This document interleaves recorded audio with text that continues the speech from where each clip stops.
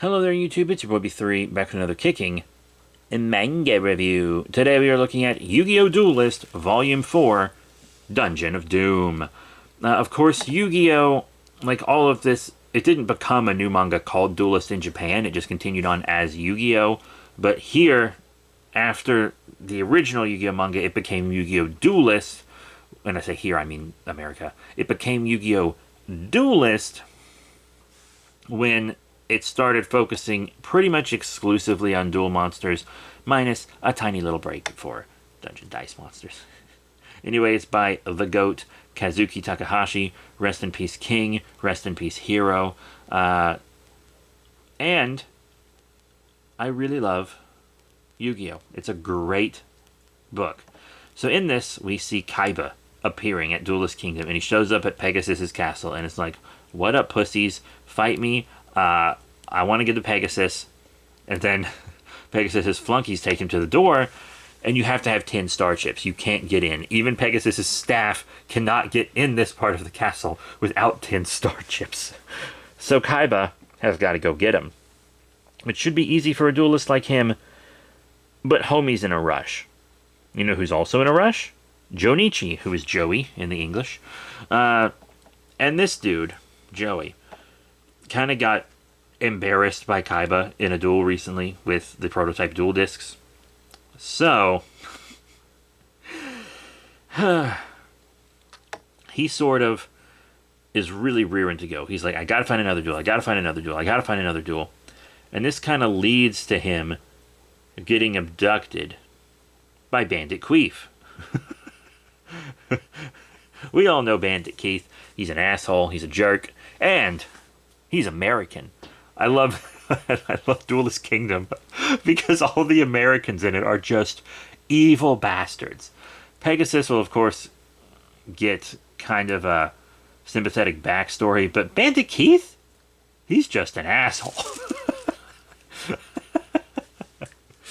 But he's got his little crew, you know, of little freaks. 2 duelists who just don't matter. Bandit Keith also really likes to curse. He's an American, so he curses. Goddamn fuckaroo. Anyhow, they're kind of jerks. Bandit Keith has a bunch of cards on the island he's not supposed to have. So you see, when you got off the boat, apparently, they inspected your deck to make sure it was 40 cards and that those were the only cards you had on you, etc., etc. But Bandit Keith didn't show up on the boat. He wasn't invited to the tournament. So he has a jacket with tons of different decks in it, a bunch of bulk cards, and he's helping these other duelists soup up their decks so that they can get star chips. But of course, he's a jerk. Why would he do this? Unless, of course, hey, he's going to steal these star chips from them. But I mean, these 3 idiots that are following him, I just don't understand why.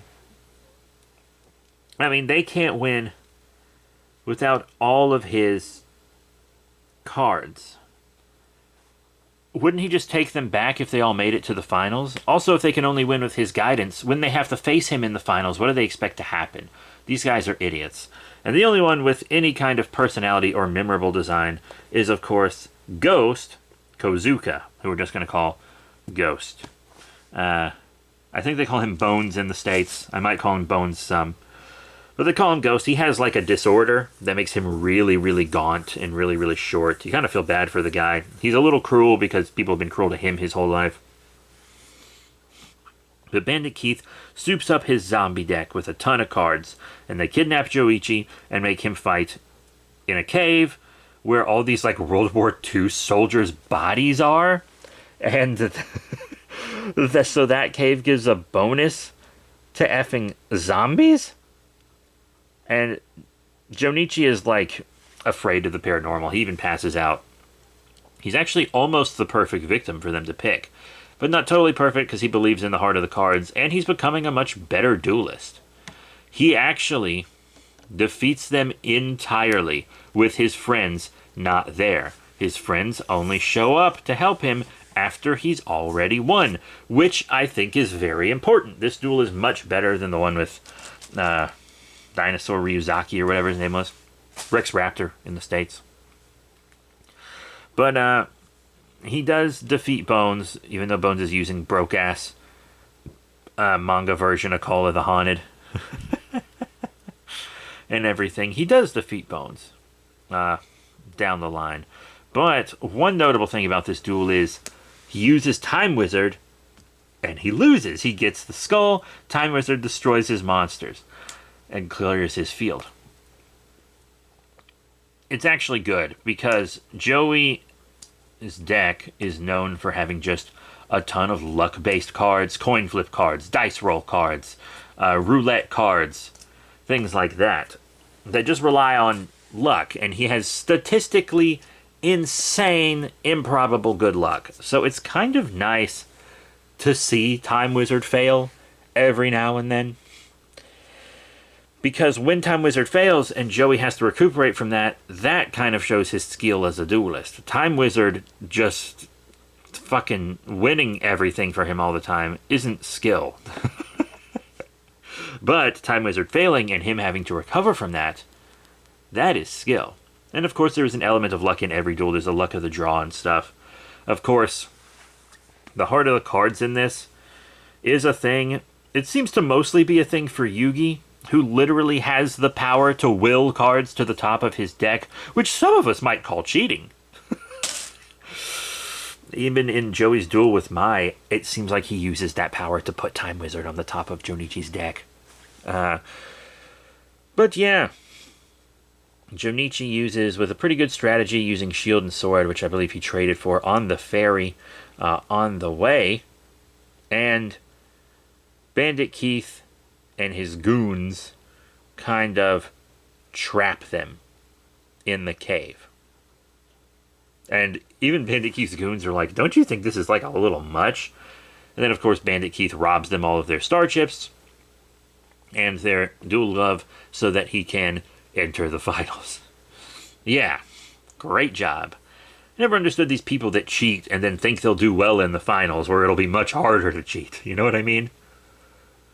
Of course, this ends with the gang finding the labyrinth, which has the Mikyu brothers. The Mekyu brothers? I'm just going to call them Para and Dox. The Paradox brothers, because that's what they call them in the States. But they challenge Yugi and Joey to a tag team duel, which is fun, and it has like a really cool little game field. They play their labyrinth, so it's almost like a completely different game. After they play their labyrinth card, it's like they're not even playing Duel Monsters anymore. It's almost more like Dungeon Dice Monsters or Capsule Monster Chess in many ways.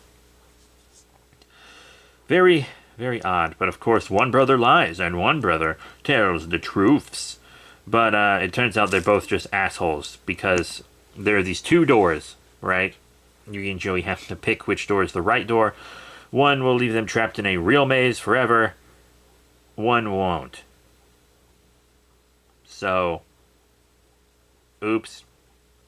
Anyway, they're fighting these brothers, and they're not really allowed to collaborate with each other verbally. Of course, the brothers have already fully collaborated before this, and their decks are perfectly built to work with each other, all their labyrinth cards, and of course they are building the Gate Guardian, which was a huge, strong monster at the time when it first came out in the TCG and stuff, or maybe it was the OCG, I don't remember. I don't really care much for the difference between the two, but Gate Guardian as a card came out before the cards that could summon it. I just thought that was a really fun piece of trivia. But of course this duel is bonkers. It goes the way most duels do, with the gang falling behind but eventually picking back up. This duel is also not just famous for Gate Guardian, but also for Black Skull Dragon. Summon Skull fused with, you guessed it, the Red Eyes Black Dragon. Very, very awesome. It's also a shenanigan-based duel. Remember, this is Duelist Kingdom. The rules are not really big and finalized yet, but it does end with the Black Skull Dragon being summoned, and that is the end of this volume. But there is a Duel Monsters Labyrinth battle game in the back that you can play with your friends. It even provides a game board. I really appreciate that about these OG Yu-Gi-Oh mangas. They come with these little mini games you and your friends can play based on the games being played in the book. Really, really fun. But that is it for Yu-Gi-Oh! Duelist Volume 4 Dungeon of Doom. Great art, inspired monster designs, and a really fun story. So that is it. Thank you all once again for your support, and I'll see you all next time. Bye for now.